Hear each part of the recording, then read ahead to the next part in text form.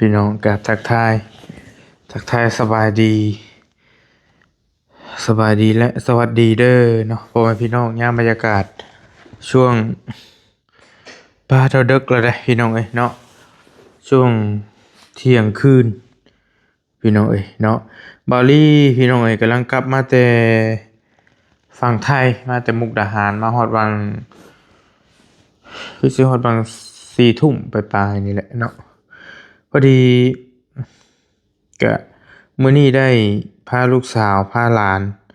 พาลูกน้องยุริแล้วก็ทั้งลูกลุงเฮิมเมียลุงเฮิมหรือว่าทั้งป้าแหละเพิ่น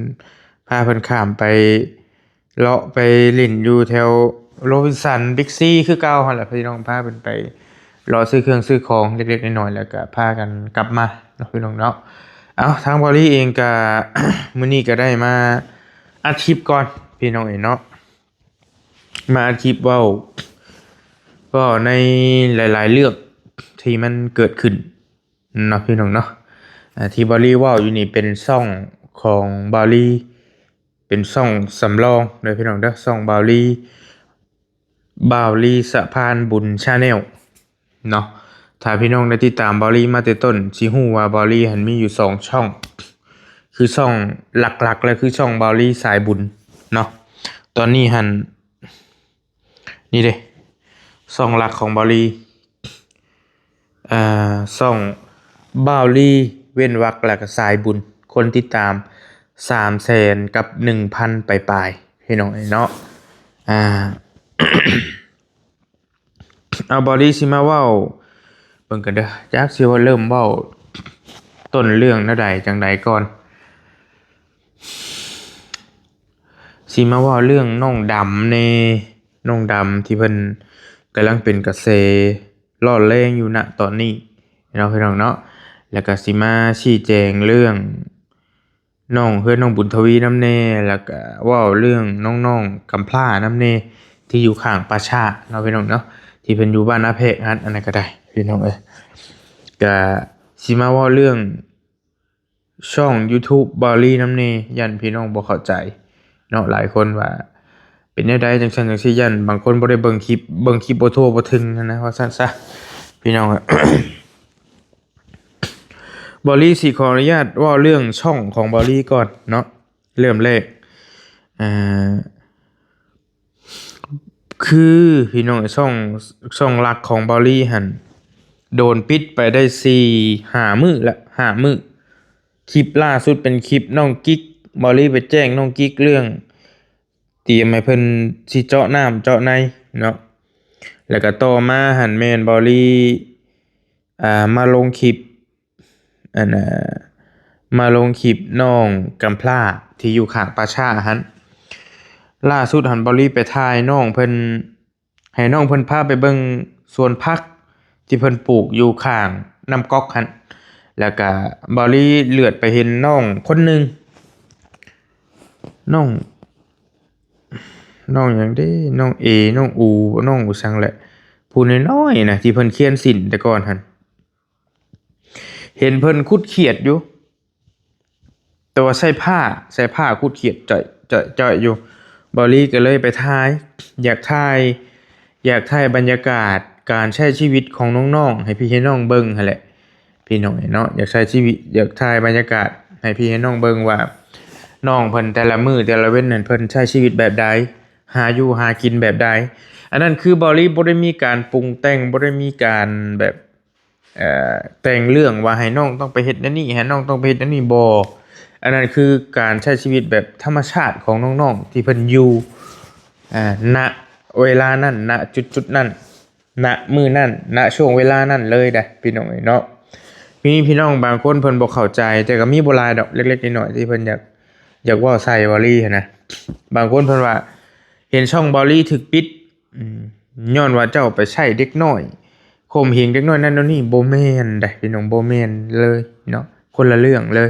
คือบอลลี่สิเว้าย้อนมาก่อนบอลลี่ช่องบอลลี่ถูกปิดหั่นคือบอลลี่ไปถ่ายเด็กน้อยคือ YouTube เพิ่นน่ะเพิ่นเคร่งครัดเรื่องเด็กน้อยอยู่แล้วเนาะเพิ่นค่อนข้างสิเคร่งครัดเรื่องเด็กน้อยการทารุณเด็กบ่อีหยังต่างๆหันนะการใช้แรงงานเด็กอีหยังบ่หั่นนะมันก็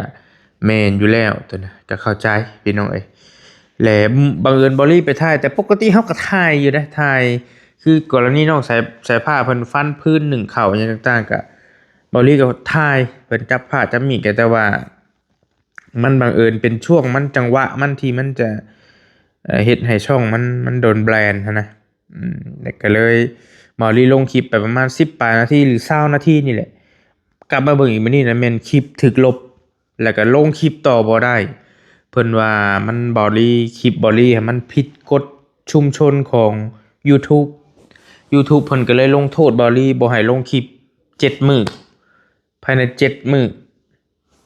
บ่ให้เคลื่อนไหวอีหยังได้ทั้งสิ้นเลยพี่น้องเนาะอยู่ในเวลา7มื้อแต่ว่ามันผ่านไปแล้ว5มื้อแล้วพี่น้องยังเหลืออีก2มื้อก็แม่นบ่รีลงคลิปได้ยังโชคดีว่าบ่รีมีช่องสำรองคือช่องที่ถ่ายอยู่ตอนนี้แหละเป็นช่องสำรองของบ่รีเนาะก็ใช้งานได้ปกติมีโฆษณามีหยังเข้าได้คือกันกับช่องใหญ่นั่นแหละก็บ่รีมาเคลื่อนไหวอยู่ในช่องนี้บัดนี้เพราะว่าบ่รีถ่ายงานอัปเดตให้พี่ให้น้องเบิ่งเรื่องเวียกเรื่องงานเฮือนน้องสายฟ้าบ่หรือว่าเวียกงานต่างๆที่บ่รีเคลื่อนไหวอยู่คือบ่รีสิมาเคลื่อนไหวในช่องนี้ทั้งเบิดเนาะจนกว่าช่องบ่รีสิเปิดได้เนาะก็ยังเหลือเวลาอีก2มื้อเท่านั้นพี่น้องเอ้ยเนาะ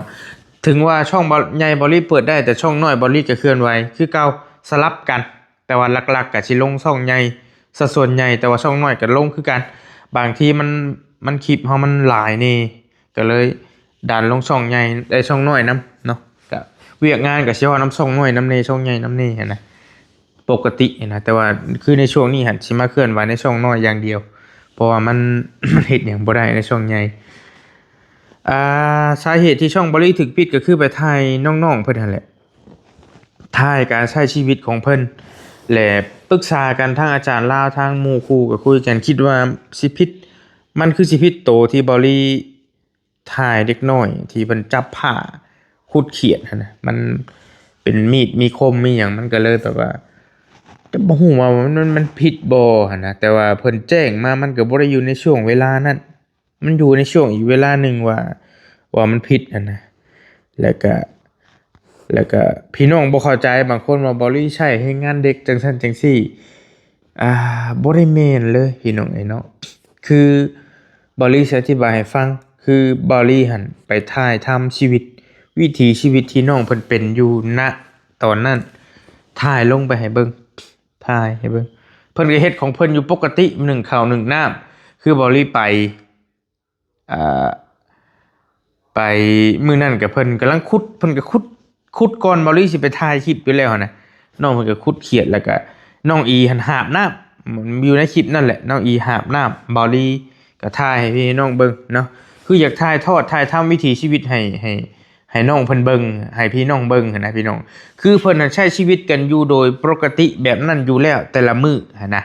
แต่ว่าเฮานี่บ่เห็นถ้าเฮาบ่ได้ไปถ่ายคลิปให้พี่ให้น้องเบิ่งโอเคบางทีหั่นเบาลี่ใช่ยอมรับบ่เบาลี่ใช่อันนี้ยอมรับความจริงเลยคือน้องเพิ่นว่ายกกรณีว่าเพิ่นว่าน้ำเจ้าแต่ละมื้อเจ้าเอามากินอยู่ไสแล้วบอลี่แล้วเพิ่นว่าเฮาไปเอาอยู่หนองหันไปหาบมาอยู่หนองหันไปหาบมาแต่หนองหันมากินมาใช้ไปหาบมาแต่ใกล้แต่ไกลบอลี่ก็ถามว่าใช่บ่ก็เอาว่าใช่ก็ได้คือบอลี่ก็เลยว่าเอ้าคืออ้ายนี่อยากเห็นบางทีนะบางคลิปบางที่อ้ายนี่อยากเห็นเจ้าพาอ้ายไปตักได้บ่ไปเบิ่งได้บ่อยากให้พี่น้อง FC ที่เพิ่นติดตามมีเห็นภาพว่าเจ้าใช้ชีวิตกันแบบใดถึงบอลลี่สิบ่ไปถ่ายคลิปเพิ่นก็ใช้ชีวิตของเพิ่นแบบนั้นแต่ว่าณช่วงเวลาบางที่บางจังหวะที่เฮาไปหันเพิ่นบ่ได้ไปหาแต่เฮาก็ย้อนอยากให้พี่น้องหันเห็นภาพในตอนที่เพิ่นใช้ชีวิตหันว่าเพิ่นไปเฮ็ดแนวใดจังใดฟันพื้น1ข้าวจังใดบ่เฮาก็ต้องให้เพิ่นเฮ็ดให้เบิ่งนะว่าเพิ่นใช้ชีวิตกันแบบใด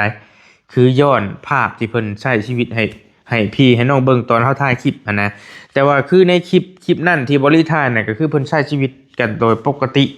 เนาะบางคลิปเฮาก็บอกบ่ได้ก็บอกบ่ได้ตัวบ่ได้อำว่าเจ้าไปเฮ็ดเห็นอ้ายเบิ่งแน่เจ้าตักน้ำตักในบ่1ข้าว1น้ำก็เฮาบอกตัวน่ะพี่น้องเนาะอันนี้ก็บอกให้เข้าใจนํกัน พี่น้องเอ้ยก็บ่ได้แม่นว่าใช้แรงงานเด็กอีหยังต่างๆบ่ถ้ามันเกินกำลังเฮาก็บ่เฮ็ดเนาะเช่นให้เด็กยกไม้หนักๆบ่ยกกระสอบข้าวยกที่มันแพ้แรงเฮาก็บ่เฮ็ดแล้วนั่นน่ะมันก็เป็นการทรมานเด็กเป็นการใช้แรงงานเด็กมันก็บ่คักอีกเนาะพี่น้องเนาะในกรณีแบบนั้นเอาอันนี้ก็เข้าใจนํกันคือช่องบริหันถึกปิดไปแล้วได้หามื้ออีกประมาณ2มื้อกลับคืนมาได้พี่น้องเด้อช่องหลักๆของบริพี่น้องเป็นช่องใหญ่เลยช่องสำรองช่องใหญ่เลยนะแล้วก็ช่องสำรองบริใช้อยู่ตอนนี้ก็แม่นใช้ได้ปกติเด้อพี่น้องเด้ออันนี้ก็มาบอกให้เข้าใจนํกันเรื่องมีพี่น้องเพิ่นมีเหมือนเห็นมีคนเดียวนั่นแหละเพิ่นบอกเพิ่นบ่เข้าใจหันนะเพิ่นมาเฮาใช้ให้งานเด็กอย่างซั่นจังซี่บ่แม่นเนาะเฮาถ่ายทำวิถีชีวิตให้พี่ให้น้องเบิ่งพี่น้องเอาเข้าใจนํกันและต่อมาเป็นเรื่องน้องบุญทวีกันแล้วกันพี่น้องเอ้ยสิเว้าก็เว้าบ่หลายเว้าแบบกำรวมไปน้องบุญทวีหันตอนนี้ทางน้องอันน่ะน้องนิวเพิ่นโทรมาถามบ่ลี่เรื่องอันน่ะสิเฮ็ดหยังเพิ่นก็ถามบ่ลี่นั่นแหละนี่เอ่อคือล่าสุดนี่น้องเพิ่นซื้อสีไปเพิ่นก็ปรึกษาบ่ลี่ถามบ่ลี่ยันมันบ่ถูกบ่ต้องก็ต้องปรึกษากันหันนะเพิ่นซื้อสีไปเพิ่นสิทาสีอ้อมเฮือนแล้วก็แต่งสีทางในทางนอกนี่สิแต่งเป็นแขบแบบงามๆเลยนะพี่น้องนี่เดี๋ยวถ้าเบิ่งนํกันเป็นแขบนอกคล้ายๆเฮือนสาวแตวสาวนี่แหละเป็นแขบตัดเอาสีอื่นมาตัดกับสีคอนบุรีสีเฮือนทั้งนอกในนี่เป็นสีคอนบุรีที่น้องนิวเพิ่นซื้อไปแล้วก็เฮาสิหาสีมาตัดทั้งขอบตีนมันหั่นนะแล้วก็แต่งให้มันเป็นสีขาวแล้วก็เทิงๆนำเนาะส่วนกรณีเฮือนน้องสายฟ้านี้น้องเพิ่นโทรมาถามว่ามีเพิ่นสิเอาสีหยังเพิ่นก็โทรมาถามแล้วก็น้องเพิ่นได้ซื้อไปแล้วแล้วก็งบหันเบิดแล้วว่าซั่นได้ตามแจ้งมามื้อนี้ทางน้องนิวแจ้งมาแล้วก็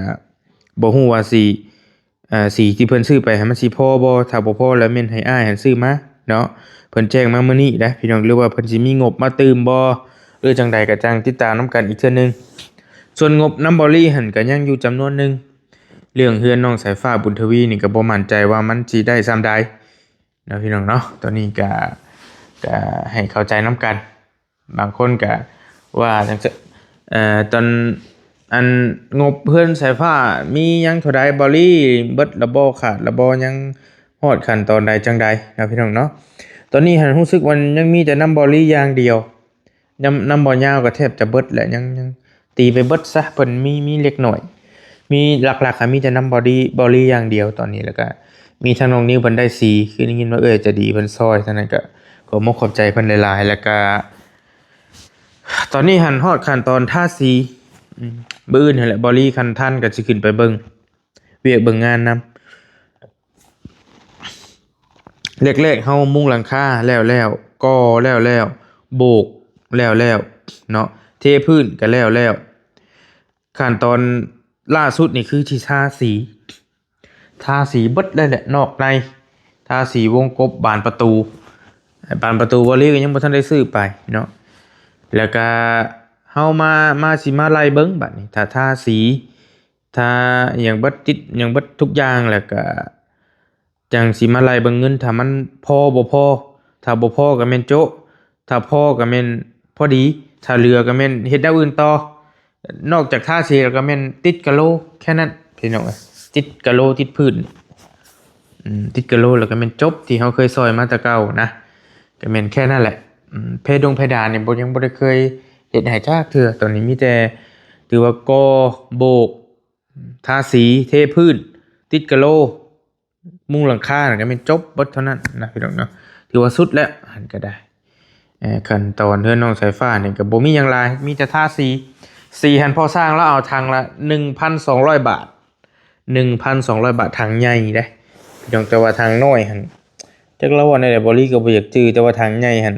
เราเอาสีทางละ 1,200 บาทแล้วก็พวกทาสีวงกบบานประตูนี่คือว่าป้องละแสนบ่อยากจื้อปานใดนี่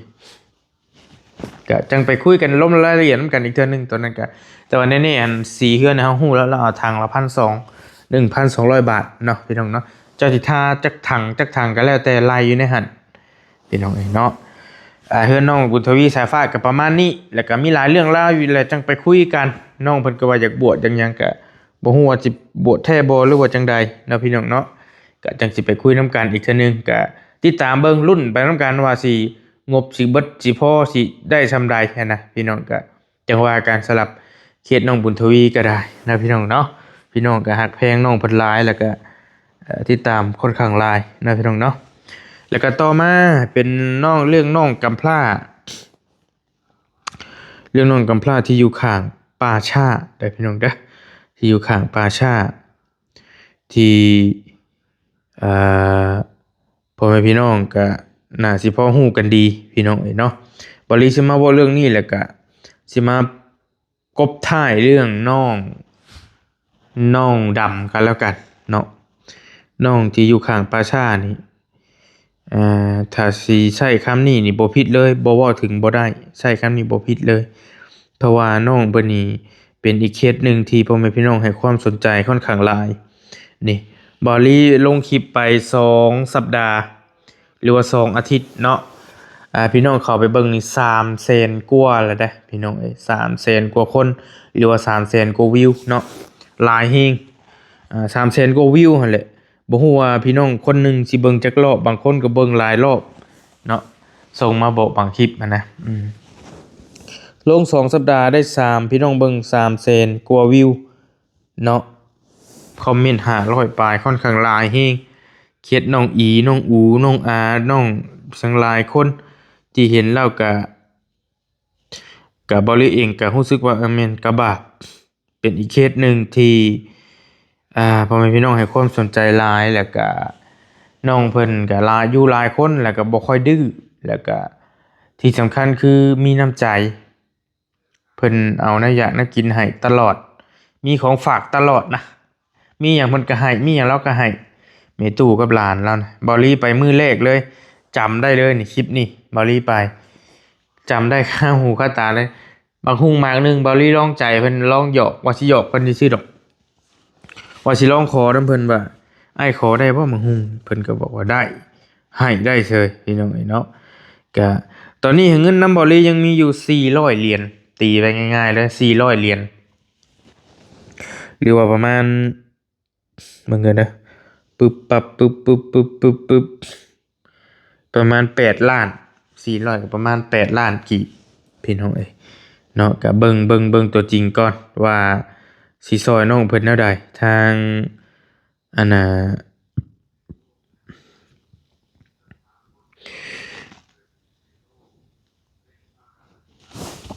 ทางอ้ายจะดีทางพ่อลุงจะดีเพิ่นซะเพิ่นก็บอกให้บ่ลีว่าเทกันเปื้อนให้แน่ก็บ่ลียังบ่มีเวลาไปเฮ็ดอยู่มันก็ยุ่งยากแน่บ่ลีก็ค่าดองหลานแน่ต่อมาก็เป็นงานศพพ่อว่าจันทร์แน่แล้วก็อึกกระทึกอยู่พี่น้องเนาะก็เพิ่นว่าให้เทกันเปื้อนให้ก็เบิ่งก่อนมันก็น้องเพิ่นพอใช้ได้ใช้ไปก่อนพี่น้องตัวเทกันเปื้อนนั่นก็บ่แม่นงานเร่งรีบปานใดตัวนั้นก็พอได้อยู่อ่ามีแต่บ่ลีสิเก็บเงินนี่แหละไว้ก่อนสำหรับเคสน้องอูน้องอาน้องอีเฮานี่ก็แม่นสิรอเบิ่งว่าสิได้ซอยน้องเพิ่นในส่วนใดแต่ว่าที่สำคัญหั่นก็ถ้าเป็นไปได้ก็คือสิได้ซื้อเสาไว้ให้น้องเพิ่นแต่ว่าเสานี่มันก็ยังหาบ่ค่อยได้มันราคามันค่อนข้างแพง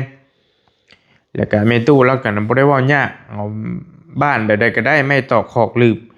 ขอแค่มันฝนบ่ตกแดดบ่ถึกก็ได้แล้วเราบ่ได้ติบ่ได้ทานแล้วก็พ่อแม่ทางเพิ่นสิซอยแนวใดก็ได้นะพ่อแม่พี่น้องเพิ่นสิซอยจังใดก็ได้เราบ่ได้ติบ่ได้ทานเฮ็ดให้แนวใดก็เอาเราถ้ามีตู้เราก็ได้เว้าง่ายอยู่พี่น้องบ่โลภหลายเนาะแล้วก็อยู่กับหลานนั่นแหละเราคุมื้อนี้ก็ได้อยู่กันบ่ลีไปมื้อวันก่อนหั่นไปจ่ายเงินเจาะน้ำให้น้องกิ๊กก็ยังบ่ทันได้เข้าไปเยี่ยมแล้วซ้ำเข้าไปน้องกิ๊กก็มืดแล้วพี่น้องก็เลยฟ้าวออกมานี่แล้วก็มีอีกหลายๆเคสอยู่แถวๆนั้นก็คือเห็นนั่นแหละกำลังพี่น้องกำลังให้ความสนใจกันค่อนข้างหลายแถวหน้าเพจหลายอยู่น้องกิ๊กนั่นก็ ส่วนน้องกิ๊กกันก็เบิดแล้วเงินนอนซอยเหลือน้ำบอลลี่บ่มีแล้วมีแต่เจ้าหน้าให้เพิ่นแล้วก็มอบเงินให้เพิ่นแล้วแม่นจบน้องกิ๊กก็จังว่ากันสิได้รับการช่วยเหลือในส่วนใดต่อไปก็จังว่ากันเนาะพี่น้องเนาะส่วนเงินของน้องๆกำพร้าอยู่ใกล้ปราสาทเพิ่นนี่แม่นบอลลี่ก็ยังเก็บไว้อยู่เงิน400เหรียญเนาะเก็บไว้กันว่าสิได้ซอยในส่วนใดก็จังสิแจ้งพี่แจ้งน้องอีกเทื่อนึงเนาะพี่น้องเนาะเป็นไปได้ก็อยากให้เราได้เฮือนได้ซ่านหั่นแหละทางนั้นก็ได้พอได้อยู่อบอุ่นพอได้นอนอุ่นกับลูกกับหลานที่หยังแล้วกับพ่อผู้พังเฮงเลยก็จังว่ากันดอกพี่น้องเอ้ยเนาะก็ประมาณนี้แหละสำหรับเคสน้องๆเพิ่นที่อยู่ใกล้ป่าช้าเพิ่นอยู่เอ่อหนาวเฮงเนาะลมหนาวอยู่ใกล้ป่าซะแฮงบ่เว้าแล้วช่วงนี้นี่ตอนนี้ก็17องศาหนาวได้มื้อนี้พี่น้องเย็นจ้อยๆเนาะพี่น้องเนาะเอาก็ประมาณนั่นแหละอีกหลายเคสอยู่กำลังน่าสนใจและก็น่าติดตามอยู่บ้านอาเพกเฮาหันก็ได้เนาะพี่น้องเนาะเอาพี่น้องเอ้ยแล้วก็อีกสุดท้ายสุดซะจริงๆก็มีหลายเรื่องอยู่แต่สิเอาเว้าซ้ำนี้ก่อนเนาะคือน้องเรื่องสุดท้ายคือมาเว้าเรื่องน้องดำก่อนเนาะพี่น้องเนาะน้องดำน้องดำน้องดำสาวโสดวัย22ปีบ่เว้าถึงบ่ได้เลยน้องคนนี้เนาะเพราะว่าพ่อแม่พี่น้องให้ความสนใจกันนี่เป้อพี่น้องถล่มทลายเนาะน้องดำเพิ่นเป็นสาวแล้วก็สาวกำพร้าที่อยู่อ่าก็ที่อยู่ก็อยู่ใกล้โรงงานแล้วก็อยู่ผู้เดียวเนาะพี่น้องแต่พี่น้องน่าจะพอฮู้จักแหละบ่อยากเว้าหลายบ่ต้องเว้าหลายนะขออภัยบ่เว้าหลายพี่น้องก็คือสิฮู้แล้วแหละเนาะจุดกำเนิดจุดเริ่มแรกเลยคือทางอันน่ะ บ่าวแสนคือบอลลี่ก็ได้บอกไปแล้วทางบ่าวแสนเพิ่นบ่มื้อนั้นหันบังเอิญบอลลี่ได้ไปนั่งล้มนั่งคุยกับบ่าวแสนอยู่เฮือนบ่าวจันทร์ไปงานศพพ่อบ่าวจันทร์แล้วก็ไปพ้อกันแล้วก็นั่งคุยกันเนาะบ่าวแสนก็มาคุยกับบอลลี่ก็คุยกันนั่งคุยกันได้เว้าถึงน้องคนหนึงคือน้องดำนี่แหละเพิ่นก็บ่าวแสนก็เลยว่าคุยให้กันฟังก็คุยกันไปกันมาแหละ บ่าวแสนก็บอกว่าน้องเพิ่นน่ะอยู่ผู้เดียวเผาถ่านรับจ้างเผาถ่านแล้วก็อยู่หั่นแหละเฮ็ดคนเดียวโตคนเดียวพ่อตายแล้วก็แม่ก็ไปทั้งแม่นะน้องพี่น้องเพิ่นก็อยู่ของเพิ่นก็หากินของเพิ่นน้องเพิ่นก็หากินกุมปากกุมท้องไผมันหันนะว่าซั่นซะแล้วมาเห็นแล้วก็บ่รีฟังแล้วก็เลยเบิ่งคลิปเพิ่นแล้วก็รู้สึกว่าน่าสนใจเนาะพี่น้องเนาะก็เลยได้ไปเบิ่งก็ได้เข้าไปเบิ่งแล้วก็ บอลลี่ลงคลิปแรกไปก็มีพ่อแม่พี่น้องให้ความสนใจกันเข้ามาถล่มทลายคือกันพี่น้องเอ้ยเนาะบอลลี่ลงคลิปไปเอ่อมื้อกลัวๆพี่น้องเข้าไปเบิ่งแสนกว่าวิวได้พี่น้องแสนปลายซุมื้อนี้3มื้อนี่ได้แสนปลายละแสนสามแล้วบ่แสนสองแสนสามหมื่นวิวละพี่น้องเอ้ยเนาะถือว่าพี่น้องให้ความสนใจหลายแฮงที่สุดเนาะ ทางสาวดำเพิ่นนี่ก็ถือว่าเป็นโนหนึ่งเลยก็ว่าได้ไวขนาดพี่น้องเอ้ยเนาะพอๆกับสาวแตวในช่วงนั้นเลยที่บอลลี่ไปถ่ายทำกับบ่อเตียงแรกๆช่วงนั้นก็ปู้สาวแตวนี่ก็พี่น้องนี่แบบถล่มทลายนะทางคอมเมนต์ทางอีหยังต่างๆมาอึกกระทึกแบบยอดไลค์ยอดแชร์นี่มันถือว่าถล่มทลายเฮงพี่น้องเอ้ยเนาะเดี๋ยวขออนุญาตเนาะนี่คลิปนี่เป็นคลิป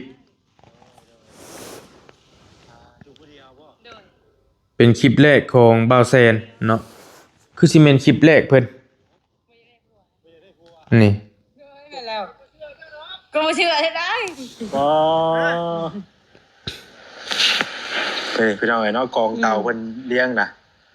คนเดียวเฮ็ดนี่เนาะโดยนั่นแหละบางมือก็ใหญ่บางมือก็มันน้อยแบบนี้จักมื้อแล้วเลี้ยงนี่2-3 มื้อ2-3 มื้ออ๋อเป็นคลิปแรกเพิ่นเนาะคือสิเมนคลิปนี่แหละเห็นบ่าวแซนเป็นถ่ายลงแล้วก็พี่น้องให้ความสนใจกันก็ค่อนข้างดุเดือดอยู่คือกันเนาะแล้วก็บอลลี่ได้เข้าไป แล้วก็มีพ่อแม่พี่น้องนี่ ให้ความสนใจหลายแฮงหลายอีหลีเดอเด้อพี่น้องเอ้ยนี่บ่ได้ลงคลิปไปนี่ตอนนี้ก็ตัวล่าสุดนี่ก็พี่น้องเพิ่นเข้ามาแสดงความคิดเห็นนำอึกกระทึก แล้วก็เข้ามาเบิ่งแล้วก็ได้ 40,000 กว่าวิวแหละตัวล่าสุดนี่ก็ตัวที่สองนี่แม่น 60,000ตัวแรกๆนี่แม่นแสนปลาย พี่น้องไอ้เนาะนี่ในคลิปแรกที่บอลี่ไปเบิ่งไปเยี่ยมแล้วเนาะพี่น้องเนาะเอาก็สำหรับเรื่องสาวดำเด้อพี่น้องเด้อบอลี่ตามที่บอลี่ได้ไปสัมผัสเรามา2 เทื่อแล้วบอลี่ไปมื้อนี้ก็ว่าสิไปอยู่แต่ว่าไปบ่ทันย่านมันค่ำก็เลยเอาเป็นพังเบิ่งมื้ออื่นถ้าว่าทันก็แม่นสิแล่นไปเยี่ยมยามเราแล้วก็เอาอีหยังต่างๆแล้วไปฝากเราเนาะ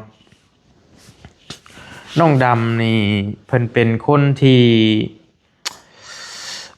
พี่น้องก็คือสิเห็นนำกันนั่นแหละเพราะว่าคลิปกับบอลี่ถ่ายกันแบบเรียวๆโดยแทบจะบ่ได้ตัดต่ออีหยังมีแต่น้องเพิ่นหั่นเป็นคนแบบห้าวๆออกห้าวๆห้าวๆแบบห้าวๆแบบเว้าแข็งๆนะกวนๆหน่อยนึงก็บางคนก็บอกว่าน้องดำเป็นทอมบ่ว่าซั่นมักผู้หญิงบ่หั่นนะเว้าแบบห้าวๆแล้วก็ผสมผสานกับความน่ารักอยู่ในตัวของน้องนั่นแหละเพิ่นเป็นจักสิเว้าแบบใดเนาะก็สู้ชีวิตนั่นแหละแต่ว่าก็คนละแบบกับสาวแต๋วแรกๆสาวแต๋วหั่นก็ก็เฮาไปเห็นเลาก็เราก็ว่าเติบหนึ่งอยู่ได้พี่น้องเห็นนำแล้วก็ให้ความสนอกสนใจกันหลายสู่ชีวิตคือกันแหละแต่ว่ามันคนละแบบนิสัยใจคอแล้วก็อาชีพก็คนละแบบสาวแต๋วตะกี้เพิ่นก็หาบหน่อไม้มาขายแล้วก็มีน้ำใจเอาให้บ่เตียงแล้วก็เป็นแม่ห้างแต่ว่านี้เราเป็นผู้สาวแต่ว่าเรื่องดุมันนี่ก็ใกล้เคียงกันเนาะพี่น้องเนาะก็น้องเพิ่นนี่เพิ่น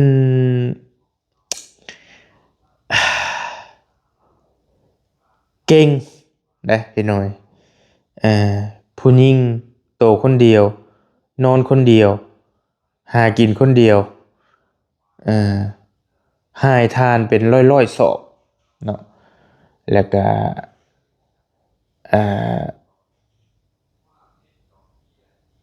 บ่เมื่อยม่วนเราอะเฮ็ดงานนี่สบายบ่ม่วนบ่เมื่อยม่วน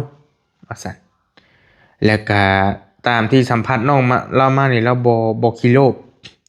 บ่โลภหลายคือคลิปล่าสุดเห็นบ่เตียงไปนี่เราบอกว่าเราอยากได้รถทีปแล้ว พอได้ขี่ไปเยี่ยมเอื้อยบอกว่าเอื้อยเราหันสิย้ายไปอยู่บ้านเบาสิงบ่แสนสิเอาไปอยู่บ้านเบาสิงพี่น้องบางคนก็คือสิพอฮู้แหละเรามีเอื้อยอยู่คนหนึงที่อยู่ใกล้กันเอื้อยเพิ่นมีครอบครัวแล้วเอื้อยเพิ่นแต่บัดนี้ล่ะเอื้อยเราก็บ่มีที่อยู่อาศัยคือกันแล้วบ่แสนน่ะสิเอาไปอยู่บ้านเบาสิงย้ายไปอยู่บ้านเบาสิงแล้วเราหันยังอยู่หันแล้วเราว่าอยากได้รถถีบสักคันหนึงพอได้ไปเยี่ยมเอื้อยแล้วก็เป็นคนหนึ่งที่ดุมันและก็บ่โลภบ่ขี้โลภนะก็โอเคอยู่แต่ว่า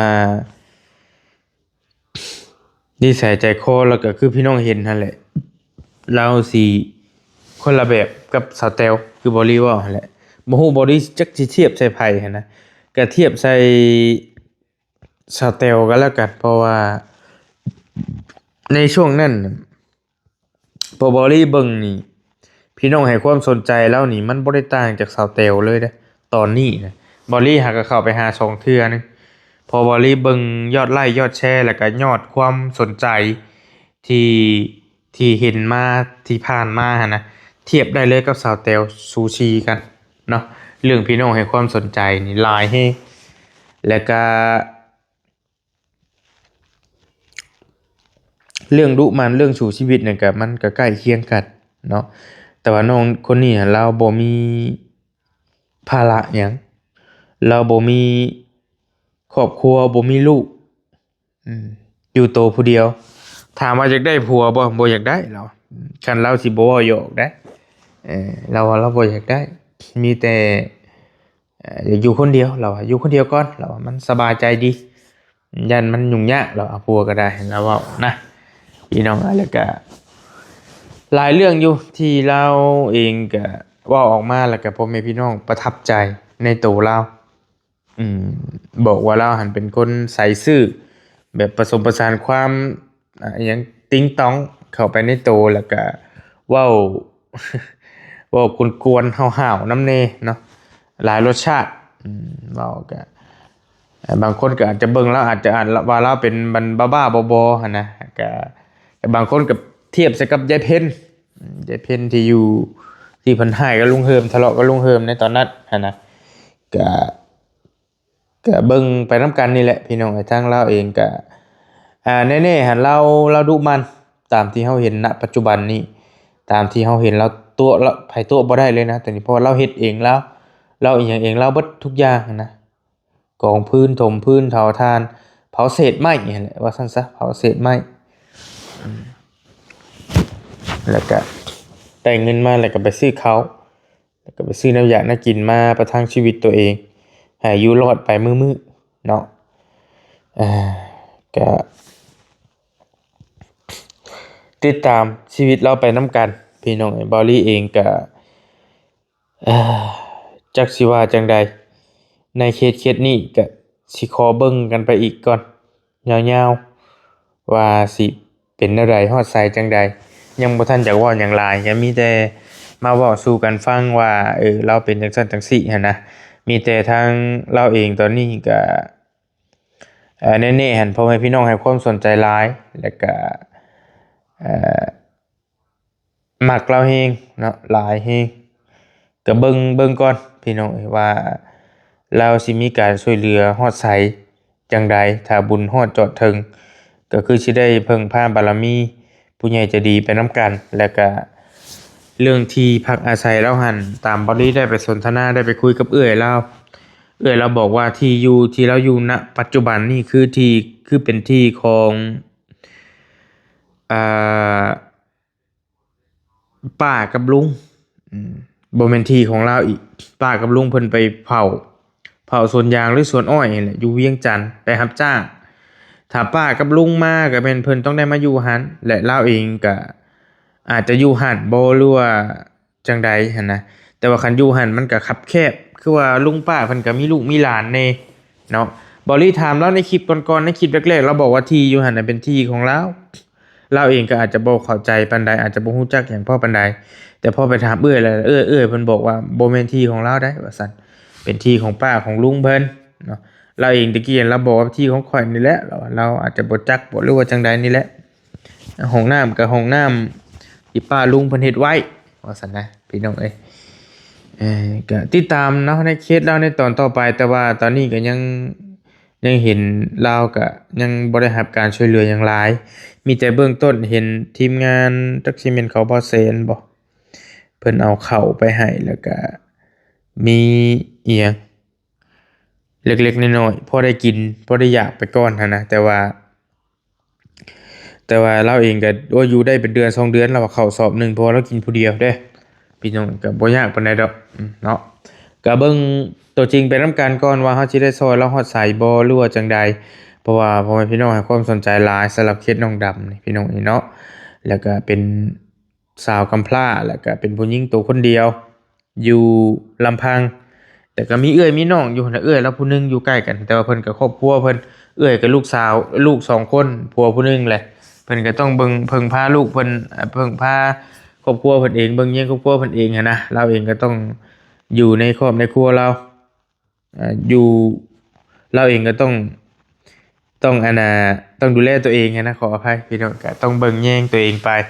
แต่ก็เราว่าได้ดอกขออยู่ผู้เดียวได้สบายเฮ็ดอยากให้กินได้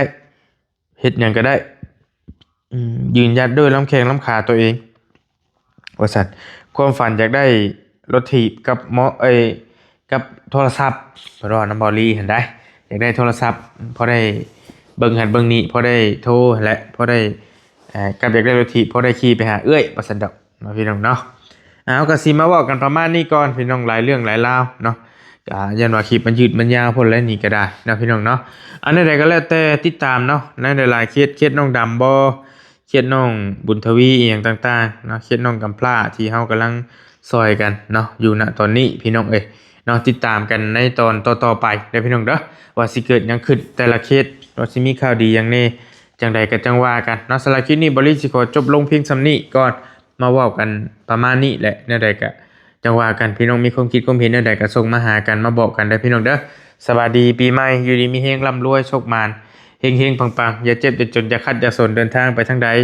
มาทางใดก็ให้มีแต่คนหักคนแพงเด้อพี่น้องเด้ออยู่ดีมีเฮงโชคมานสาธุสบายดีปีใหม่พี่น้องเด้อ